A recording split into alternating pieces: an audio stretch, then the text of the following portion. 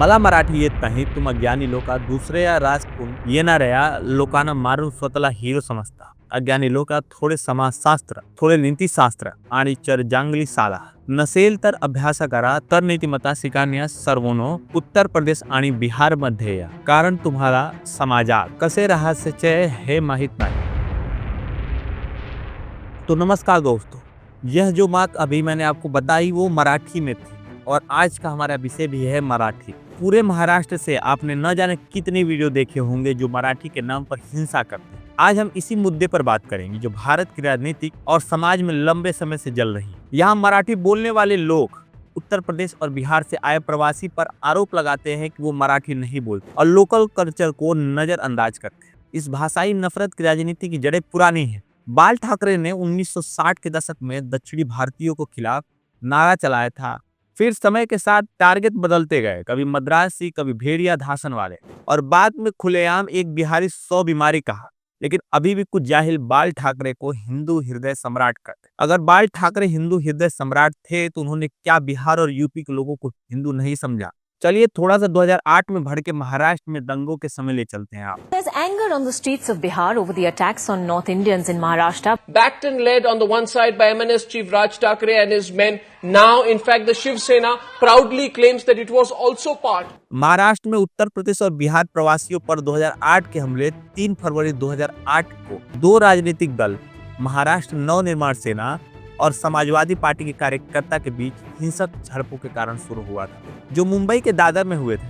ये झड़पें तब हुई जब मनसे के कार्यकर्ताओं ने सपा के कार्यकर्ताओं पर हमला करने की कोशिश की, जो संयुक्त राष्ट्र प्रगतिशील गठबंधन द्वारा आयोजित एक रैली में भाग लेने के लिए आगे बढ़ रहे थे. इसका मतलब यही है कि दंगों की शुरुआत भी राज ठाकरे के लोगों ने ही किया. उसके बाद राज ठाकरे ने उत्तर प्रदेश और बिहार में आए प्रवासियों के बारे में कहा कि यह लोग महाराष्ट्रीय संस्कृति को खराब करते हैं. हमलों के बाद जब लगभग 25,000 यूपी बिहार के लोग वापस पुणे से बचकर आ गए तो महाराष्ट्र को करीब 700 करोड़ रुपए का नुकसान हुआ था. राज ठाकरे ने जब बेहुदा टिप्पणी किया तब बाल ठाकरे ने इसे मूर्खता बोला था. लेकिन उसी बाल ठाकरे ने एक महीने बाद शिवसेना के राजनीतिक मुखपत्र सामना एक संपादकीय में बाल ठाकरे ने यह लिखा कि बिहारी जहां भी गए हैं वहां के लोगों को परेशान किया है, और उस आर्टिकल का टाइटल था एक बिहारी सारी बीमारी. इसी राज ठाकरे ने कहा था कि छठ पूजा नाटक है और अहंकार का प्रदर्शन है. राज ठाकरे ने मराठी अस्मिता की आड़ में अपनी राजनीतिक प्रासंगिकता की लड़ाई लड़ी है, और इसी लड़ाई का सबसे सस्ता और आसान निशाना बने यूपी बिहार के गरीब प्रवासी. राज ठाकरे को लगा कि सेंटर सॉफ्ट हो रहा है तो राज ठाकरे ने हार्ड मराठी लाइन उठा ली, बिल्कुल वैसे ही जैसे कभी शिवसेना ने दक्षिण भारतीयों के खिलाफ लुंगी भगाओ उंगी बजाओ का नारा दिया था. फर्क बस इतना था कि इस बार टारगेट पर दक्षिण भारतीय नहीं भैया थे, यानी यूपी बिहार के लोग. इंडिया टुडे ने भी भैया किसे कहते हैं इस पर एक डिटेल में आर्टिकल लिखा है, और आज भी यही राज ठाकरे कहता है कि अगर किसी को पीटते हो तो वीडियो मत बनाओ.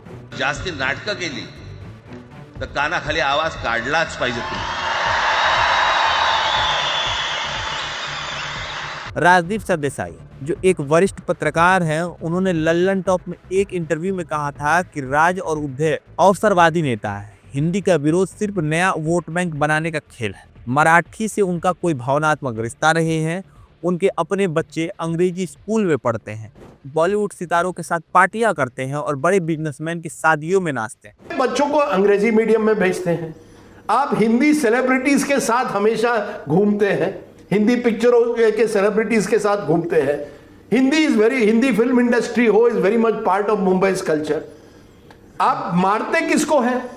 कोई लोकल शॉपकीपर, कोई जो जिसके पास ताकत नहीं है, जो कोई भेल भेज रहा है या कुछ कर रहा है. आपको याद होगा 2008 में भी राज ठाकरे ने किसको टारगेट किया था. तो दोस्तों बस बात इतनी नहीं है. भले ही संसाधन सुविधा के मामले में महाराष्ट्र आगे है, लेकिन आज के दौर में भी कई सारे यूपी बिहार के लोगों को हीन भावना से देखते हैं. पूरे सोशल मीडिया पे यह सारे जाहिर हिंदी बोलने वाले लोगों को इंडियन कहकर बुलाते हैं. आप लोगों को मैं आज ऐसा वीडियो दिखा रहा हूँ जिसे देखकर आपका खून खौल जाएगा.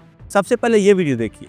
मराठी महिला बोल रही है कि मैं बिहारियों का ऑर्डर नहीं लूंगी क्योंकि मैं महाराष्ट्रियन मराठी, और कुछ गुंडे एक आदमी को मार भी रहे हैं.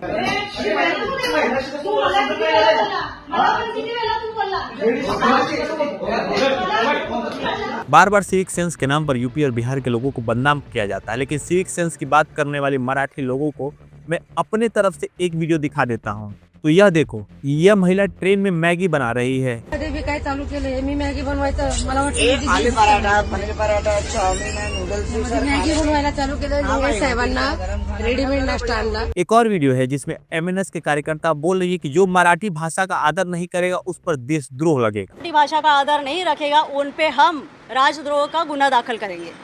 जो भी मराठी का आदर नहीं रखेगा। यह महाराष्ट्र को अपने बाप की जागीर समझते हैं। यह जाहिल महिला बोल रही है कि मैं कर्नाटक नहीं गई, जिस दिन वहां जाऊंगी उससे पहले वहां की भाषा सीखूंगी। कि हर स्टेट की अगर मैं कर्नाटक नहीं गई क्योंकि मुझे वो भाषा नहीं आती है, जिस दिन मैं सीखूंगी उसी दिन मैं जाऊंगी।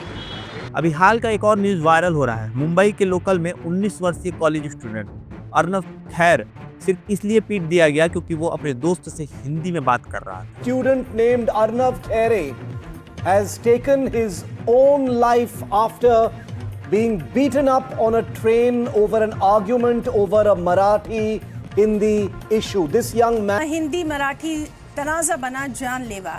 मराठी नहीं बोलने पर कॉलेज स्टूडेंट की पिटाई की गई, लोकल ट्रेन में स्टूडेंट की पिटाई की गई और ठाणे के स्टूडेंट ने खुदकुशी कर ली। हमलावर कौन थे? वही मनसे के जाहिल जो मराठी के नाम पर हिंसा को अधिकार समझते। सबसे बड़ा दर्द यह है कि अर्नव खुद ही एक मराठी था। प्रियंका चतुर्वेदी को आप सभी जानते होंगे, भारतीय राजनीति में चर्चित चेहरा है, लेकिन अब लगता है कि इनको भी वही बीमारी हो गई है जो एमएनएस के गुंडों को हुआ है। यह वीडियो देखिए। राजदीप सरदेसाई ने जब सवाल पूछा कि क्या महाराष्ट्र में मराठी को अनिवार्य कर देना चाहिए, तो प्रियंका चतुर्वेदी ने कहा कि हाँ, लेकिन अगले ही पल बोल रही हैं कि इनको मराठी नहीं आती। Marathi should be mandatory in Mumbai and indeed Maharashtra. It's the language of the state. Should it be mandatory for everyone, therefore, to learn Marathi? Absolutely, absolutely. It should be. Why should it not be? मी बोलतात पण मी frequent माझी मराठी कमजोर आहे। एक और video में एक महिला को सिर्फ इसलिए परेशान किया जा रहा है क्योंकि उसे भी मराठी नहीं आती। ऐसे ना जाने कितने वीडियोस हैं जो सोशल मीडिया पर वायरल होते रहते हैं। कभी फ्लाइट में किसी को परेशान किया जाता है तो कभी डिलीवरी बॉय को। I need to speak in Marathi. Yes. You want to do that?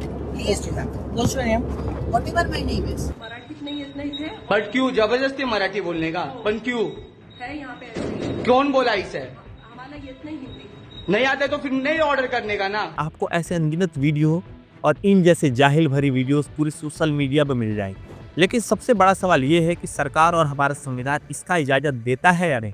Maharashtra सरकार के मंत्री भी योगेश कदम, ये भी मंत्री जी बोल रहे हैं महाराष्ट्र में रहना है तो मराठी बोलना ही पड़ेगा। महाराष्ट्र में मराठी तो बोलनी ही पड़ेगी। एनसीपी लीडर अमोल मित्तरी भी बोल रहे हैं कि अगर महाराष्ट्र में रहना है तो मराठी बोलना ही पड़ेगा। चैलेंज मत दो, महाराष्ट्र में रहना होगा तो मराठी भाषा तुमको आनी ही चाहिए।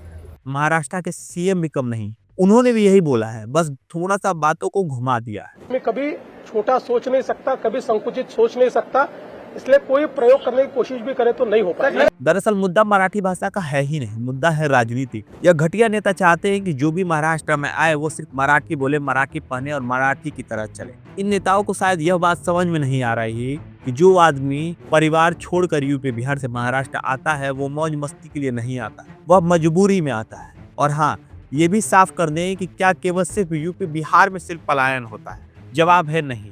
देश के हर राज्य से लोग पलायन करते हैं। पंजाब, हरियाणा, आंध्र प्रदेश, राजस्थान, महाराष्ट्र, तमिलनाडु, हर एक प्रदेश से। लेकिन यहाँ पे वो प्रदेश नहीं, विदेश होता है। लेकिन जब वो विदेश जाते हैं तो वो वही पलायन को एनआरआई कहलाने लगता है। सच ये है कि पलायन का मतलब ही है बेहतर की तलाश में घर छोड़ना। जहाँ नौकरी नहीं है, सुविधा नहीं है, वेतन नहीं, वहाँ से लोग निकल कर उसी राज्य में जाते हैं जहाँ कमाई, सुरक्षा और रोजगार। और मजेदार बात यह है कि जो लोग महाराष्ट्र में भाषा को लेकर दूसरों को ताने देते हैं, उनके अपने बच्चे विदेशों में बसते हैं, खुद भी अच्छी सैलरी, बड़ी कंपनी और बढ़िया जिंदगी के लिए अमेरिका, यूरोप, दुबई में जा बसते हैं। तो अब सोचो कि अगर उन देशों में तुम्हें जबरदस्ती कहा जाए कि उनकी भाषा बोलो, उनके कपड़े पहनो, नहीं तो तुम बाहरी हो, तो कैसा लगेगा? तुम वही खड़े होकर भारत सरकार को पुकारे होगे। अगर सरकार नहीं आती है तो तुम रो पड़ो। फिर वही दर्द, वही अपमान, वही मजबूरी प्रवासियों के भीतर भी होती। लेकिन दूसरे देशों में भारत का संविधान भले ना चलता हो, लेकिन तुमको, तुम्हारे जाहिल नेता को यह मानना पड़ेगा कि यह देश संविधान कानून से चलता है और कोई भी भारतीय भारत के किसी भी कोने में जाकर बस सकता है, बोल सकता है और पढ़ सकता है। अनुच्छेद 19(1) का ई क्लॉज हर भारतीय नागरिक को भारत के किसी भी हिस्से में आजादी से रहने का अधिकार देता है। 1G हर भारतीय को भारत के किसी भी हिस्से में आजादी से काम करने का अधिकार देता है। इसका मतलब बिहारी हो या तमिलनाडु का, असम का हो या कश्मीर का, हर भारतीय महाराष्ट्र में रह सकता है, काम कर सकता है और बच सकता है बिना किसी के दबाव के। कोई राज्य सरकार, कोई नेता, कोई संगठन इस अधिकार को नहीं छीन सकता।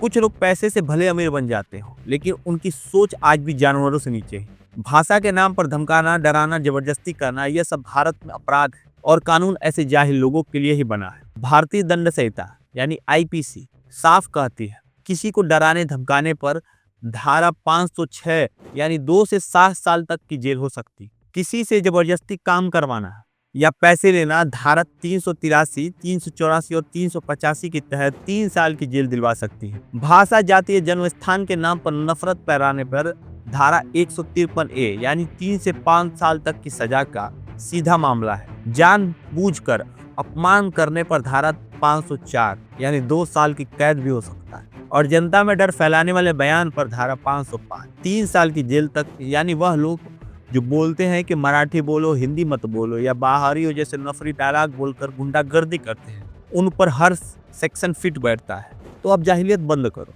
बात यह है कि राज ठाकरे महाराष्ट्र को नर्क बना रहा है क्योंकि उसके बयान हिंसा को बढ़ावा देते हैं। मुंबई जैसे शहर में शांति टूटती है, अर्थव्यवस्था प्रभावित होते हैं, प्रवासी भागते हैं, जॉब रुकते हैं। लेकिन अब यह मुद्दा सिर्फ महाराष्ट्र का नहीं है, बल्कि गुजरात, आंध्र प्रदेश, पंजाब, हरियाणा, तमिलनाडु में भी यह घटनाएं हो रही हैं। तो ऐसी घटनाएं पर सरकार क्या कर रही है और प्रवासियों के लिए यूपी बिहार के नेता क्या कर रहे हैं, यह एक बड़ा सवाल है दोस्तों।